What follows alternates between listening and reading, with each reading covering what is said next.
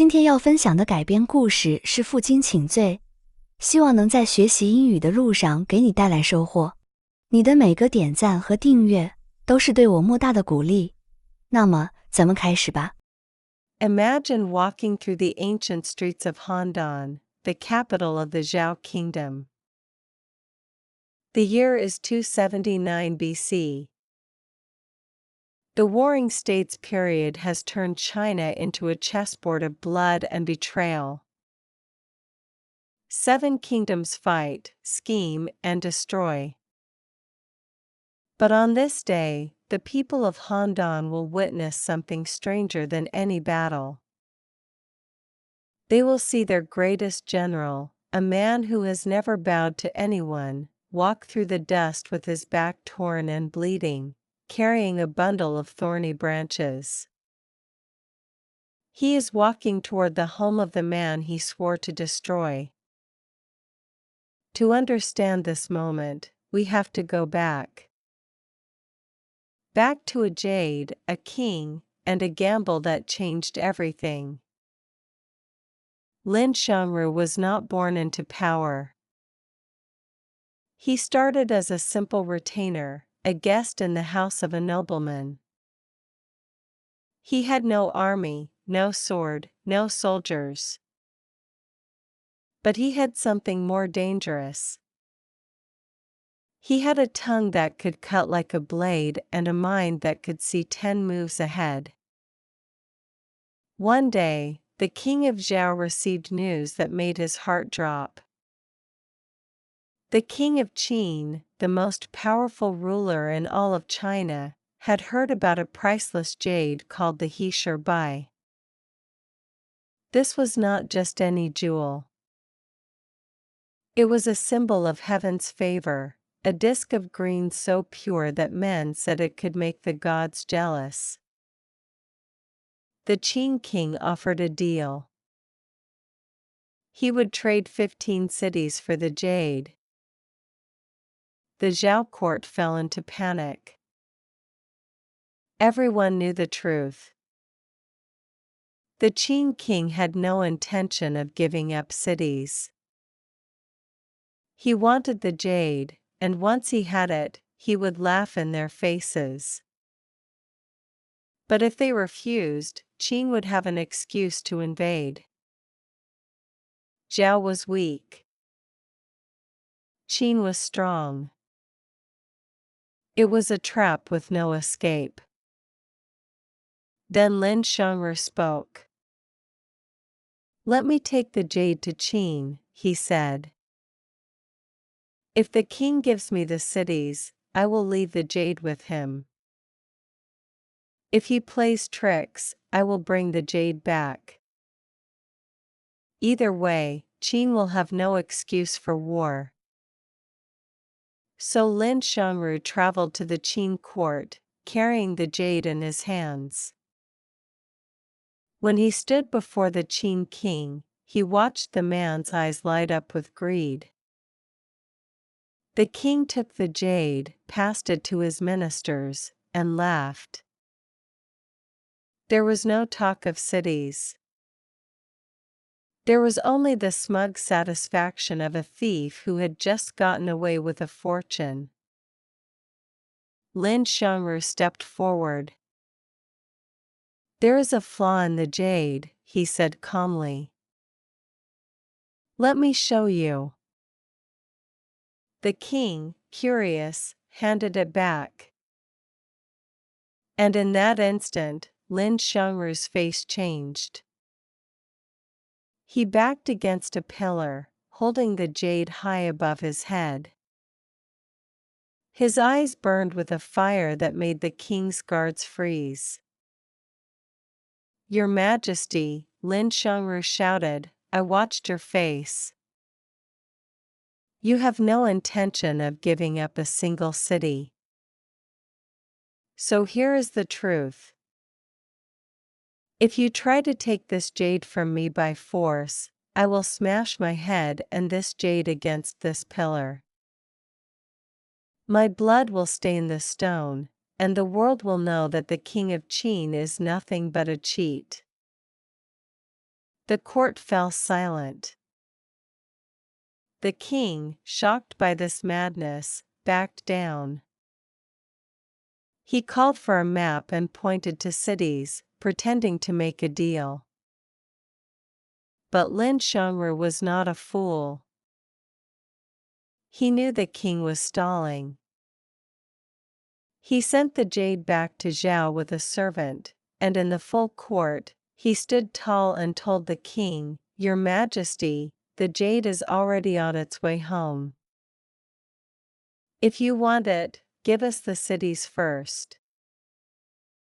If you kill me now, you will prove to all the world that your word means nothing."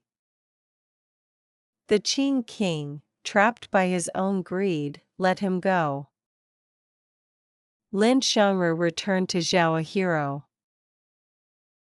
The king promoted him to a high rank, placing him above even the greatest warriors.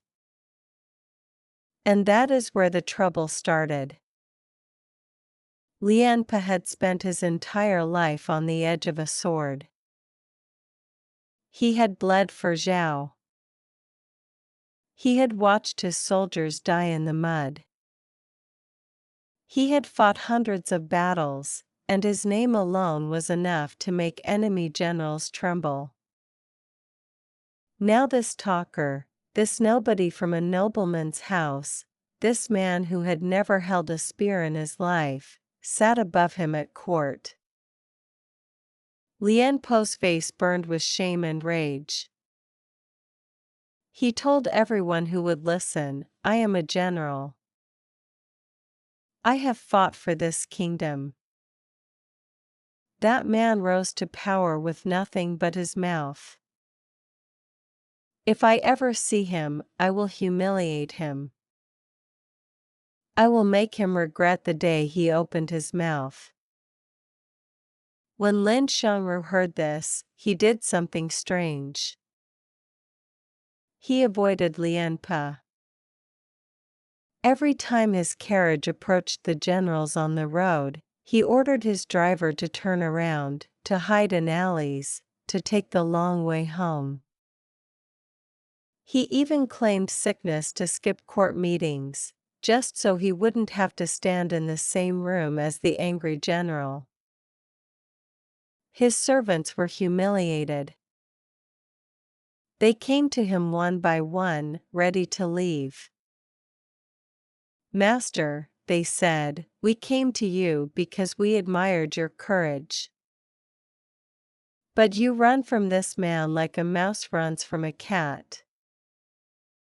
Even common people would be ashamed. We cannot stay."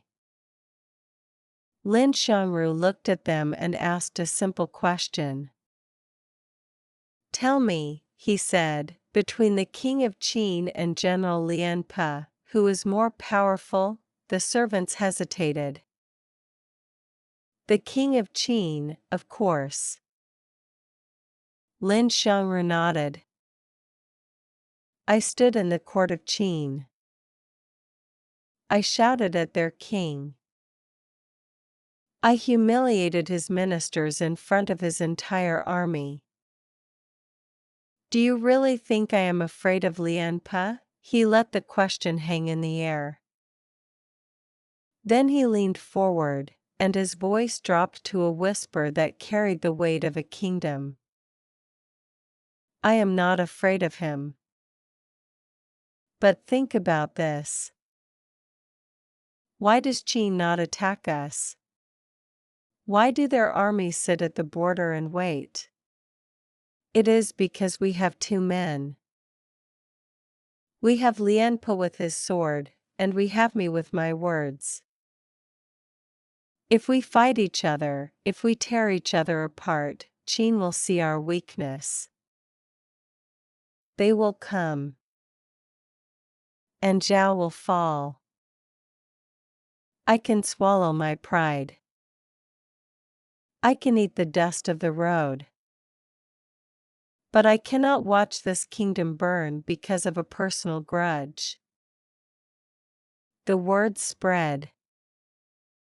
They moved from servant to servant, from house to house, until finally they reached the ears of Lian Pe. The old general sat alone in his hall. The rage that had burned in his chest for months began to crack. He thought about every time Lin Xiangru had turned away.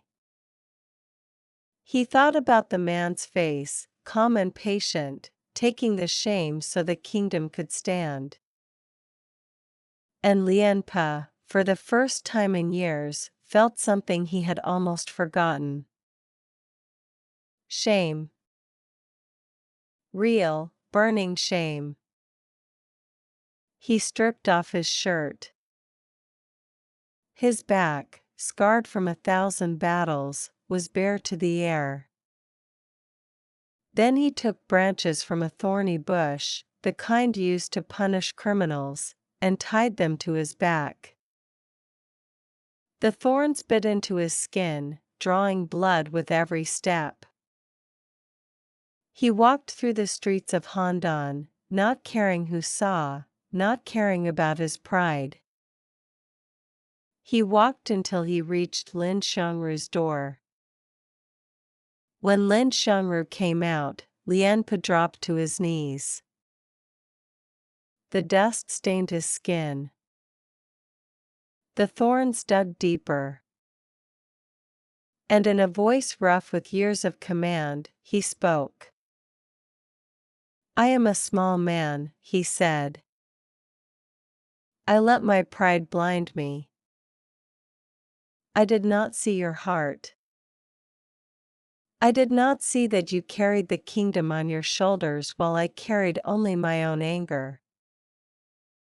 Strike me if you must. I deserve it." Lin Xiangru did not strike. He reached down and pulled Lian Pe to his feet. He pulled the thorns from his back, one by one. And in that moment, two men who should have been enemies became something rare. They became friends.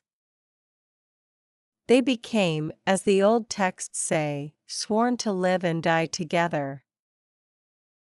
Zhao stood strong for years because of that moment.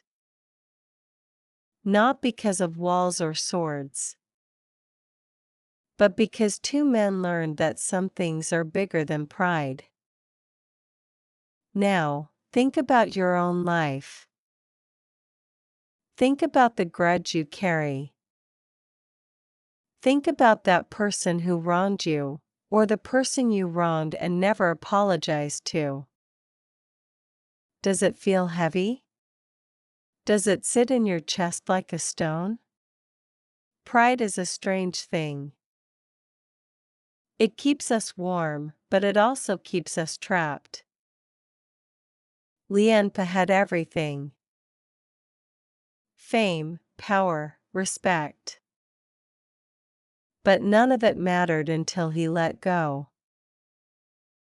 The bravest thing he ever did was not on a battlefield. It was on his knees, in the dust, with thorns in his back. We all carry thorns.